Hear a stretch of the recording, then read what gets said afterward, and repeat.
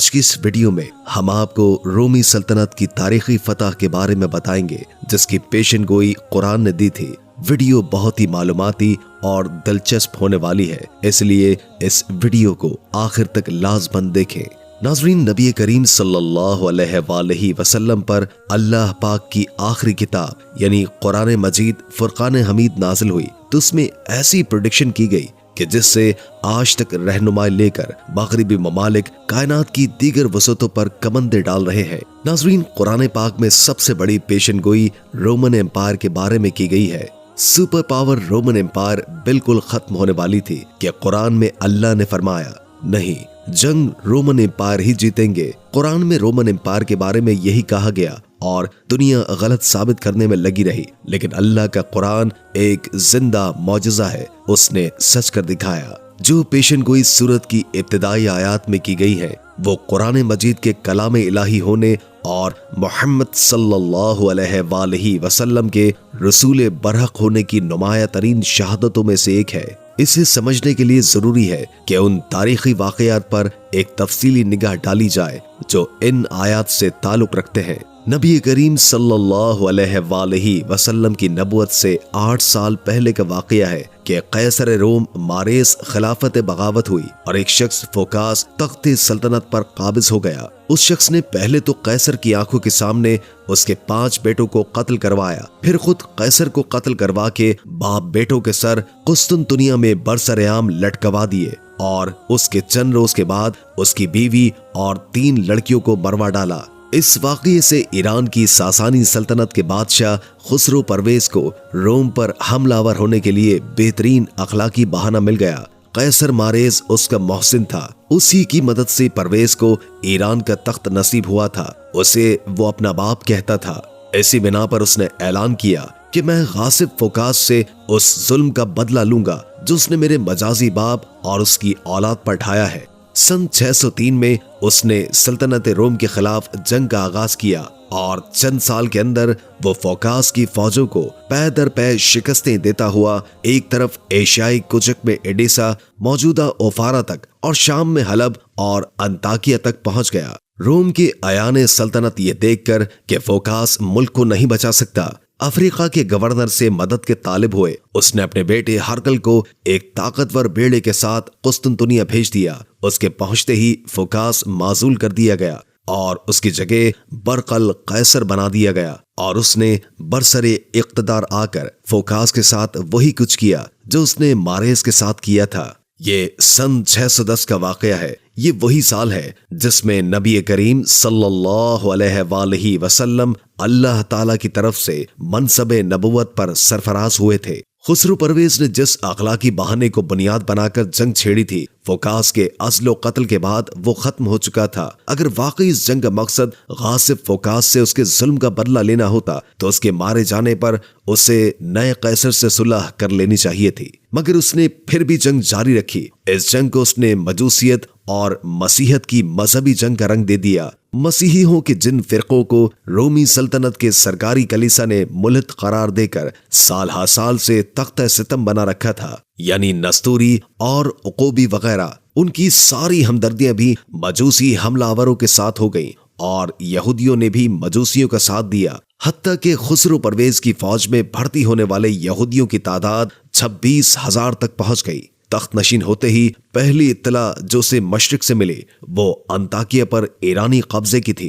इसके बाद 613 में दमिश्क फतह हुआ, फिर 613 में बैतुल मुकद्दस पर कब्जा करके ईरानियों ने मसीही दुनिया पर कयामत ढा दी। 90,000 मसीही इस शहर में कत्ल किए गए। उनका सबसे बड़ा मुकद्दस कलीसा कैंतसा अलकामिया बर्बाद कर दिया गया। सलीबी आजम जिसके मुतालिक मसीहियों का अकीदा है कि उस पर मसीह ने जान दी थी, मजूसियों ने छीनकर मदाइन पहुंचा दी। लॉर्ड पादरी जिक्रिया को भी वो पकड़ कर ले गए और शहर के तमाम बड़े बड़े गिरजों को उन्होंने मसमार कर दिया। उस फतह का नशा जिस बुरी तरह खुसरो परवेज पर चढ़ा था, उसका अंदाजा इस खत से होता है जो उसने बैतुल मुकद्दस से हरकल को लिखा था। उसमें वो कहता है, सब खुदाओं से बड़े खुदा, तमाम रूए जमीन के मालिक खुसरो की तरफ से उसके कमीने और बेशऊर बंदे हरकल के नाम। तू कहता है कि तुझे अपने रब पर भरोसा है, क्यों ना तेरे रब ने यरूशलेम को मेरे हाथ से बचा लिया। इस फतह के बाद 1 साल के अंदर अंदर ईरानी फौजें उर्दन, फलस्तीन और जजीरा नुमाए सीना के पूरे इलाके पर काबिज होकर हुदूद मिस्र तक पहुंच गईं। ये वो जमाना था जब मक्का मौज़मा में एक और इससे बदरजा ज्यादा तारीखी अहमियत रखने वाली जंग बरपा थी। यहाँ तौहीद के अलम बरदार सैयदना मोहम्मद सल्लल्लाहु अलैहि वसल्लम की क़यादत में और शिर्क के पैरोकार सरदारान कुरैश की रहनुमाई में एक दूसरे से बरसरे जंग थे और नौबत यहाँ तक पहुंच गई कि सन 615 में मुसलमानों की एक बड़ी तादाद को अपने घर बार छोड़कर हफ्स की मसीही सल्तनत में, जो रोम की हलीफ थी, पनाह लेनी पड़ी। उस वक्त सल्तनत रोम पर ईरान के गलबे का चर्चा हर जुबान पर था। मक्के के मुशरिकीन उस पर बगले बजा रहे थे और मुसलमानों से कहते थे कि देखो, ईरान के आतिश परस्त फतह पा रहे हैं और रोमी और रिसालत के मानने वाले मसीही शिकस्त पे शिकस्त खाते जा रहे हैं। इस तरह हम अरब के बुत परस्त भी तुम्हें और तुम्हारे दीन को मिटा कर रख देंगे। इन हालात में कुरान मजीद की ये सूरत नासिल हुई और इसमें ये पेशन गोई की गई कि करीब की सरजमीन में रोमी मगलूब हो गए हैं, मगर इस मगलूबियत के चंद साल के अंदर ही वो गालिब आ जाएंगे और वो दिन वो होगा जबकि अल्लाह की दी हुई फतह से अहले ईमान खुश हो रहे होंगे। इसमें एक के बजाय 2 पेशगोइयां हैं। एक ये कि रोमियों को गलबा नसीब होगा, दूसरी ये कि मुसलमानों को भी इसी जमाने में फतह हासिल होगी। बज़ाहिर दूर दूर तक कहीं इसके आसार मौजूद नहीं थे कि इनमें से कोई एक पेशन गोई चंद साल के अंदर पूरी हो जाएगी। एक तरफ मुट्ठी भर मुसलमान थे जो मक्के में मारे जा रहे थे और इस पेशन गोई के बाद भी 8 साल तक उनके लिए गलबा व फतह का कोई इम्कान नजर नहीं आता था। दूसरी तरफ रोम की मगलूबियत रोज बरोज बढ़ती चली गई। सन 619 तक पूरा मिस्र ईरान के कब्जे में चला गया और मजूसी फौजों ने तराबलस के करीब पहुंचकर अपने झंडे गाड़ दिए। एशियाई कोचक में ईरानी फौजें रोमियो को मारती दबाती बास्फोरस के किनारे तक पहुंच गईं और सन 617 में उन्होंने ऐन कुस्तुनतुनिया के सामने खुल्दून, मौजूदा काजी, पर कब्जा कर लिया। कैसर ने खुसरो के पास एलची भेजकर इंतहाई आजिजी के साथ दरखास्त की कि मैं हर कीमत पर सुलह करने के लिए तैयार हूं, मगर उसने जवाब दिया कि अब मैं कैसर को उस वक्त तक अमान न दूंगा जब तक वो पाबा जंजीर मेरे सामने हाजिर न हो और अपने खुदाए मसलूब को छोड़कर खुदावंदे आतिश की बंदगी ना इख्तियार कर ले। आखिरकार कैसर इस हद तक शिकस्त खोर्दा हो गया कि उसने कुस्तुनतुनिया छोड़कर कार्ताजना यानी मौजूदा ट्यूनिस मुंतकिल होने का इरादा कर लिया। अंग्रेज मौरिख गिबन के बकौल कुरान मजीद की इस पेशगोई के बाद भी 7-8 बरस तक ऐसे हालात थे कि कोई शख्स ये तसव्वुर तक न कर सकता था कि रोमी सल्तनत ईरान पर गालिब आ जाएगी, बल्कि गलबा तो दरकिनार। उस वक्त तो किसी को ये उम्मीद भी नहीं थी कि अब ये सल्तनत जिंदा रह जाएगी। कुरान की ये आयत जब नाजिल हुई तो कुफारे मक्का ने उनका खूब मजाक उड़ाया और अबी बिन खलफ ने हजरत अबू बकर सिद्दीक रजी अल्लाह ताला अन्हु से शर्त बांधी कि अगर 3 साल के अंदर रोमी गालिब आ गए तो 10 ऊंट मैं दूंगा, वरना 10 ऊंट तुमको देने होंगे। नबी करीम सल्लल्लाहु अलैहि वसल्लम को जब इस शर्त का इल्म हुआ तो आपने फरमाया, कुरान में फी बजा सनीन के अल्फाज आए हैं और अरबी जुबान में बजा का इतलाक 10 से कम पर होता है, इसलिए 10 साल के अंदर की शर्त करो और ऊंटों की तादाद बढ़ाकर 100 कर दो। चुनाचे हजरत अबू बकर सिद्दीक रजी अल्लाह ताला अन्हु ने अबी से फिर बात की और नए सिरे से ये शर्त तय हुई कि 10 साल के अंदर फरीकैन में से जिसकी बात गलत साबित होगी वो 100 ऊंट देगा।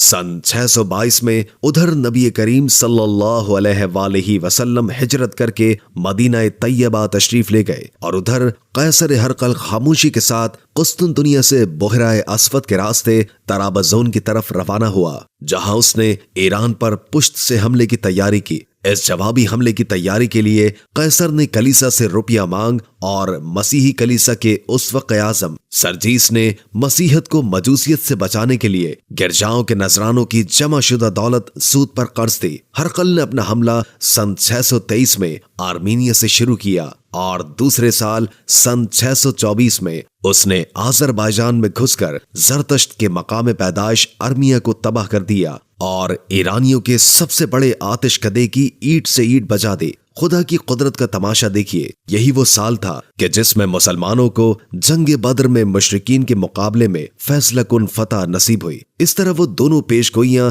जो सूरह रूम में की गई थी 10 साल की मुद्दत खत्म होने से पहले बैक वक्त पूरी हो गई। फिर रोम की फौजें ईरानियों को मुसलसल दबाती चली गई। नैनवा की फैसला कुन लड़ाई सन 627 में उन्होंने सल्तनत ईरान की कमर तोड़ दी। इसके बाद शाहाना ईरान की क़यामगाह दस्तगर्द को तबाह कर दिया गया और आगे बढ़कर हरकल के लश्कर ऐन तैफून के सामने पहुंच गए, जो उस वक्त ईरान का दारुल सल्तनत था। सन 628 में खुसरू परवेज के खिलाफ घर में बगावत रुनुमा हुई। वो कैद किया गया। उसकी आंखों के सामने उसके 18 बेटे कत्ल कर दिए गए और चंद ही रोज के बाद वो खुद कैद की सख्तियों से हलाक हो गया। यही वो साल था जिसमें सुलह हुदैबिया हुई, जिसे कुरान फतह अजीम के नाम से ताबीर करता है, और यही साल था जिसमें खुसरो के बेटे कबाद सानी ने तमाम रोमी मकबूजात से दस्तबरदार होकर असली सलीब वापस करके रोम से सुलह हासिल कर ली। सन 629 में कैसर मुकद्दस सलीब को उसकी जगह रखने के लिए खुद बैतुल मुकद्दस गया और उसी साल नबी करीम सल्लल्लाहु अलैहि वसल्लम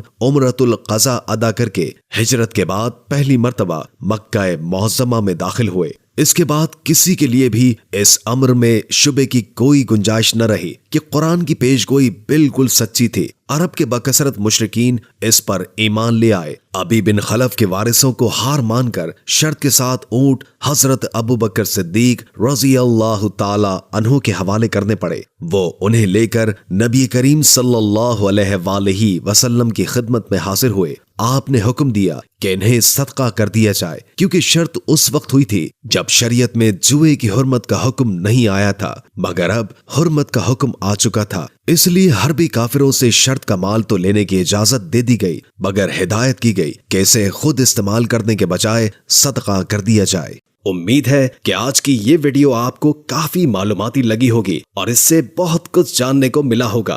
अगर वीडियो अच्छी लगे तो लाइक करके हमारे चैनल को सब्सक्राइब कर दें और कमेंट बॉक्स में कमेंट करके अपनी आरा से भी आगाह कीजिए और बेल आइकॉन को क्लिक कर दें ताकि हमारी नई आने वाली वीडियोस का आपको पता चलता रहे। अगर जिंदगी रही तो एक और वीडियो के साथ इंशाअल्लाह हाजिर होंगे। अभी हमें इजाजत दीजिए। अल्लाह हाफिज।